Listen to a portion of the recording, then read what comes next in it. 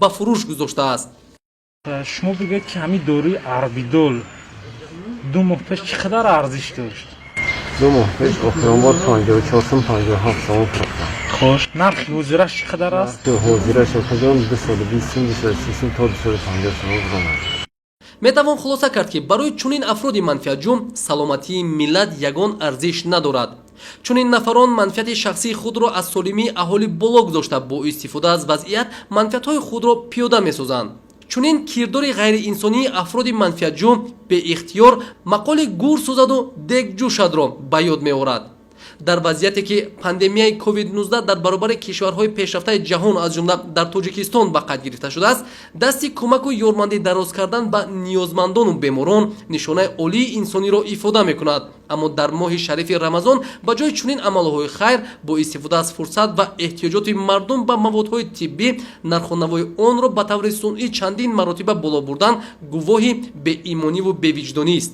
ҳамчунин дар доираи амалиёт кормандони милитсия дар 2 ҳолат аз дорухонаҳои ҷамъияти дорои масъулияти маҳдуди Орион Фарм ва ҷамъияти саҳомии пӯшидаи Азиз Вако дар маҷмӯъ 95 капсулаи арбидол, миқдори зиёди дорувориҳои бадфирон, анафирон ва сиклофиронро мусодира карданд ки нисбат ба арзиши аслияшон чанд маротиба боло бурда шуда.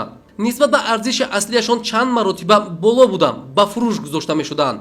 дар натиҷа нисбат ба нафароне ки даст ба қонуншиканӣ задан маводҳо барои оғоз кардани парвандаи ҷиноятӣ тартиб дода шуда дар баррасӣ қарор доранд. бояд зикр намуд ки тамоми маводи дороворӣ ва лавозимоти тиббии мусодира гардида тавассути сохторҳои тандурустии шаҳри Душанбе ба беморхонаҳои пойтахт тақсим карда шуданд. дар чунин вазъият ниҳодҳои дахлдор аз ҷумла хадамоти назорати давлатии тандурустӣ ва ҳифзи иҷтимоии аҳолӣ, кумитаи андоз, агентии тоҷикстандарт ва хадамоти зидди инҳисорӣ бояд ба кори худ ба таври зарурӣ машғул шуда пеши роҳи боло бурдани нарху навои маводи доровориро гиранд.